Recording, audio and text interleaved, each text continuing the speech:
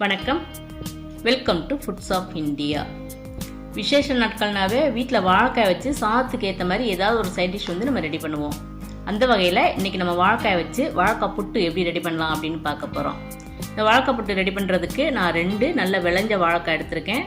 பிஞ்சு வாழைக்காய் எடுத்தோம்னா அந்த புட்டு நல்லா இருக்காது. அதனால் நல்ல இந்த மாதிரி விளைஞ்ச வாழைக்காயை நீங்கள் சூஸ் பண்ணி எடுத்து வச்சுக்கணும். அதே மாதிரி முக்கியமாக வாழைக்காய் புட்டுக்கு நாட்டு வாழைக்காய் தான் நீங்கள் சூஸ் பண்ணிக்கணும். அதான் புட்டுக்கு நல்லாயிருக்கும். இப்போ வந்து நம்ம வேக வச்சு எடுத்து வச்சுக்கணும். இதை காம்போடையும் வேக வைக்கலாம். ஆனால் அந்த மாதிரி வேக வைக்கும்போது திருப்பி விடுறது வந்து கொஞ்சம் கஷ்டமாக இருக்கும். அதனால் 2 பக்கமும் இந்த மாதிரி கட் பண்ணிவிட்டு அதுக்கப்புறம் நம்ம வந்து வேக வச்சு எடுத்து வச்சுக்கலாம். வாழைக்காய் வேக வைக்கிறதுக்கு வாழைக்காயோட சைஸுக்கு ஏற்ற மாதிரி ஒரு அகலமான பாத்திரம் எடுத்துக்கணும். நான் வந்து இந்த மாதிரி ஒரு அகலமான கடாய் எடுத்திருக்கேன். இப்போ இதில் வந்து தேவையான அளவு தண்ணி சேர்த்து தண்ணி கொஞ்சம் சூடானதுக்கப்புறம் எடுத்து வச்சுருக்க வாழைக்காயை சேர்த்துக்குங்க. இப்போ அடுப்பை ஃபுல் ஃப்ளேமில் வச்சு ஒரு மூடி போட்டு மூடி 5 நிமிஷம் அதை அப்படியே வேக வச்சுக்கலாம். 5 நிமிஷத்துக்கு அப்புறம் மூடியை திறந்து வாழைக்காய் வந்து திருப்பி விட்டுக்கணும். நம்ம காம்பை கட் பண்ணதுனால திருப்பி விடுறது கொஞ்சம் ஈஸியாக இருக்கும். காம்போட இருந்துச்சுன்னா திருப்பி விடுறது கொஞ்சம் கஷ்டமாக இருக்கும். அவ்வளோதான். இப்போ திருப்பியும் மூடி போட்டு மூடி அடுப்பை அதே ஃபுல் ஃப்ளேமில் வச்சு இன்னொரு 5 நிமிஷம் வேக வச்சுக்கலாம். அந்த இன்னொரு பக்கமும் வாழைக்காய் நல்லா வெந்து வந்துடும். வாழைக்காய் வேக வச்ச தண்ணியை பார்க்கும்போதே நம்மளுக்கு தெரிஞ்சிடும் வாழைக்காய் நல்லா வெந்திருக்கு அப்படின்னு. ஒரு சில வாழைக்காய் வேகிறதுக்கு 10 நிமிஷம் ஆகும். ஒரு சில வாழைக்காய் வேகிறதுக்கு வந்து 12 நிமிஷம் வரைக்கும் கூட எடுத்துக்கும். அது வாழைக்காயோட சைஸை பொறுத்து இருக்கு. எப்படி இருந்தாலும் நம்ம வாழைக்காய் வந்து செக் பண்ணி பார்த்துக்கணும். ஒரு கத்தினால இந்த மாதிரி அதை அழுத்தி பார்த்தோம்னா கத்தி வந்து ஈஸியாக உள்ளே இறங்கணும். இன்னொன்று, வாழைக்காயை கரண்டினால எடுத்துட்டு அந்த வெட்டின பக்கம் பார்த்தோம்னாலே தெரியும் வாழைக்காய் நல்லா வெந்திருக்குது. அப்படி இல்லைன்னா கையினால இந்த மாதிரி வாழைக்காயோட தோலை அழுத்தி பார்த்தோம்னா அப்படி மெத்துன்னு இருக்கணும். அவ்வளோதான். இப்போ வாழைக்காய் வந்து 3/4 பாகம் நல்லா வெந்துருச்சு. இப்போ நம்ம அடுப்பை ஆஃப் பண்ணிட்டு வாழைக்காய் வந்து தண்ணியிலேருந்து உடனே வெளியே எடுத்து நல்லா ஆற வச்சிடணும். வாழைக்காய் வந்து நீங்கள் அரைவேக்காடாக வேக வச்சிங்கனாலும் வாழைக்காய் புட்டு நல்லா இருக்காது. ஏன்னா வாழைக்காய் வெந்திருக்காது, வழுவழுப்பு தன்மையோட இருக்கும். அதே மாதிரி வாழைக்காய் நீங்கள் ரொம்ப குழைவாக வேக வச்சிட்டாலும் அதை கேரட் துருவியில் துருவ முடியாது. ரொம்ப குழைவாக இருக்கிறதுனால நம்ம துருவ ஆரம்பிக்கும் போதே அது உடஞ்சி கட்டியாக வர ஆரம்பிச்சிடும். அதனால வாழைக்காய் வந்து இந்த மாதிரி பதம் பார்த்து கரெக்டாக நீங்கள் வேக வச்சு தனியாக எடுத்து வச்சிடணும். இப்போ வாழைக்காயோட தோலெல்லாம் இந்த மாதிரி நம்ம உரிச்சு எடுத்தாச்சு. இதுக்கப்புறம் இதை வந்து கொஞ்சமாக தண்ணியில் ஒரு தடவை நனைச்சி எடுத்துக்கணும். இந்த மாதிரி தண்ணியில் நனைச்சதுக்கப்புறம் நம்ம கேரட் துருவியில் துருவணும்னா வாழைக்காய் வந்து உதிரியாக நமக்கு துருவுறதுக்கு ஈஸியாக இருக்கும்.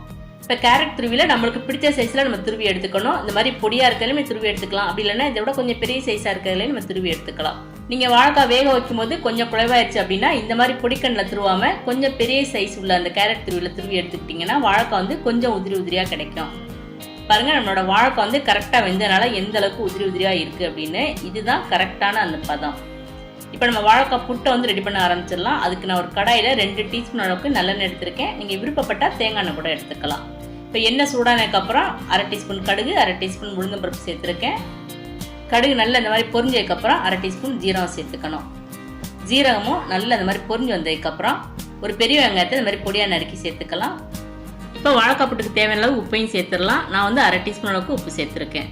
இப்போ இதையும் சேர்த்து எண்ணெயில் வந்து நல்லா வதக்கி எடுத்துக்கணும். வெங்காயம் வந்து கண்ணாடி பதம் வர வரைக்கும் நம்ம எண்ணெயில் நல்லா வதக்கிக்கணும்.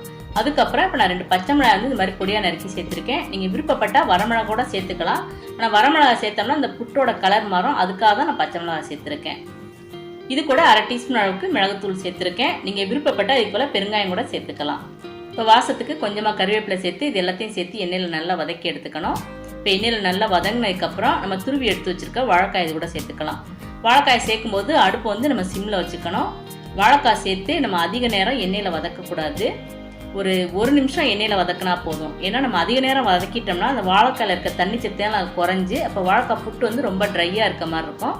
அதனால் அதிக நேரம் வதக்காமல் அடுப்பை வந்து சிம்மில் வச்சு 1 நிமிஷம் நீங்கள் வதக்கி விட்டால் போதும். வெங்காயம், வாழைக்காய் துருவல் எல்லாமே நல்லா அந்த மாதிரி ஒன்றா கலந்து வந்ததுக்கப்புறம் இப்போ எனக்கு தேவையான தேங்காய் துருவலை வந்து நம்ம சேர்த்துக்கணும். தேங்காய் துருவல் நம்மளோட விருப்பம் தான், எவ்வளோ வேணாலும் சேர்த்துக்கலாம். நான் வந்து 1/4 கப் அளவுக்கு துருவன தேங்காய் சேர்த்துருக்கேன். இப்போ இதையும் சேர்த்து நம்ம நல்லா இந்த மாதிரி கலந்து விட்டதுக்கப்புறம் நம்ம அடுப்பை ஆஃப் பண்ணிடணும்.